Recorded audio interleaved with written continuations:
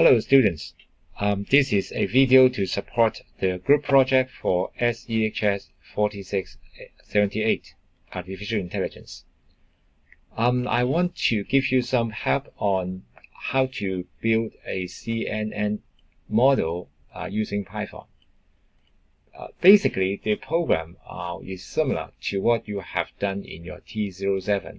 Okay, in your T07, you need to submit the code that you entered for a CNN model and how you run the program.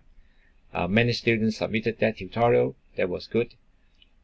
But when you do the group project, the things are a little bit more complicated, because in T07, when you run the program or when you enter the code, the labels are given to you. Okay, remember in lesson 7, we talked about how to do CNN in Python. So if you go to slide number 4, you see that's the Python program that I used, and that's the code that you enter in your T07. Notice that in this program, when you load this fashion names dataset, you just execute this load data method, and then the images and labels are all given to you in memory. This is very convenient for learning. But in practice, when you run your own machine learning or AI algorithms, you don't get data like this. Okay, you have to handle your own data, and you cannot always load everything into memory. So what do you do? Well, now look at this program. So it has done all this, and this part is from line 14 to line 21 is about showing the images. And then in slide number 6, basically again is about showing the images. Here from line 31 to 39 is about showing the images. Okay, the pre-processing is in line 26, 27. Okay, and also 41 and 42 is about reshaping the images. Well, actually, this can be done using another method, which I'm going to show you in another program.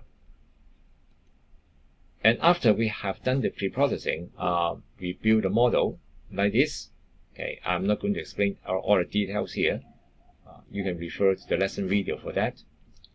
And after that, you can print out a summary of the model, which is this one. And then finally, you can run the program. Okay, before you run it, you have to train it, right? You train the model. This is the fit method. Okay, in the new program, I'm going to show you, we are going to use another method called fit generator. Basically the same thing. Okay, we are going to specify how many epochs we are going to run, the training set and the testing set, and then we are going to evaluate the performance of the model. And when it runs, you see these results. Okay, this is the program that I'm going to show you. Okay, it's for to process the images. They are same as those given to you for IA2. The folder structure, everything, the images themselves are exactly the same as those for IA2. Okay, so here we import all the libraries, nothing special here, and we are going to use image data generator from Keras. Okay, I have explained it in lesson 8. You can take a look at that. And here we are going to use the Google Drive mount method here. Okay, so this is the mount method. You import the Drive library from Google Colab, and then you call the mount method. Okay, you can do this on your local drive. If you don't want to use mount, that's okay. You can just change the path so that it points to your local drive or local folders. Okay. And this will specify the size of the image that we are going to handle. This is the batch size. If this size is too big, you may run into memory problems. Okay, you will find out later.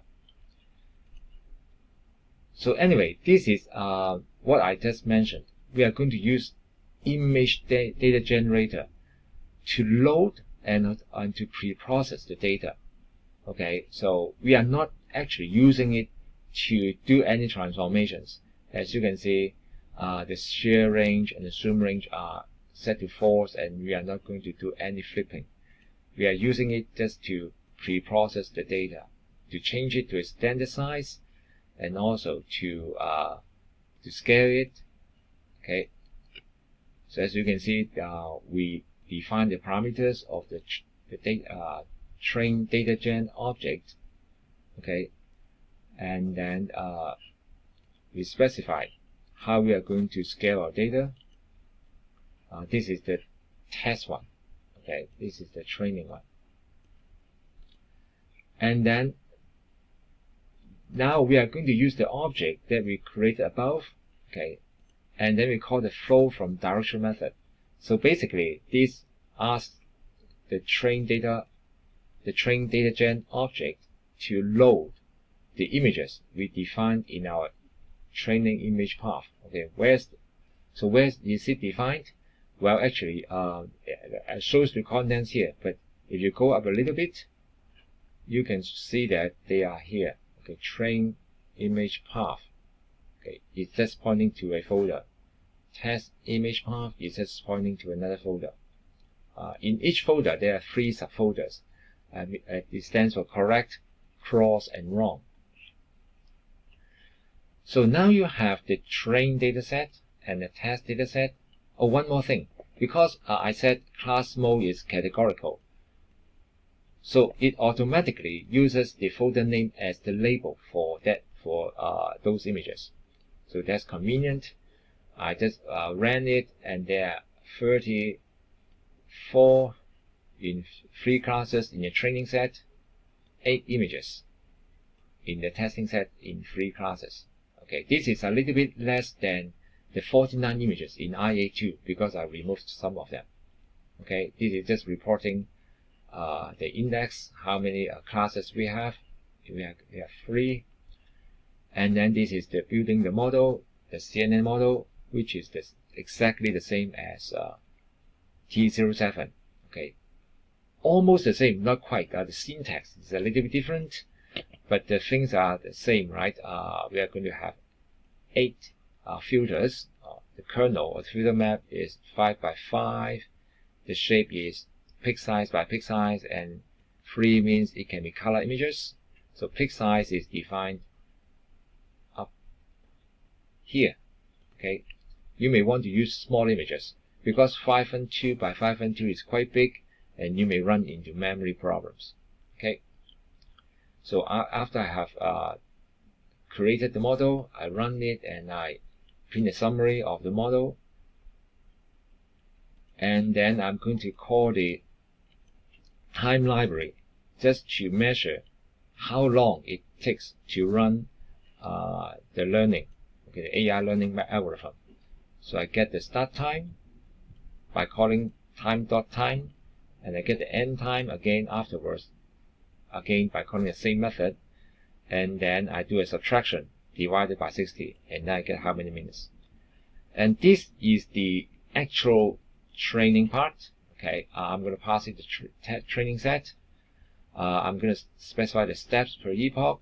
Okay, if you would want, you can try to experiment with these parameters. Okay, and this is the actual run, the training that has occurred. As you can see, there are 20 epochs. Okay, because the batch size, I believe, is 8. What's the batch size? The batch size is 16, because that's 16, and we have 42 images. Okay, so we have to process it in batches. That's why in each epoch it needs to go through all the 42 images in 3 batches.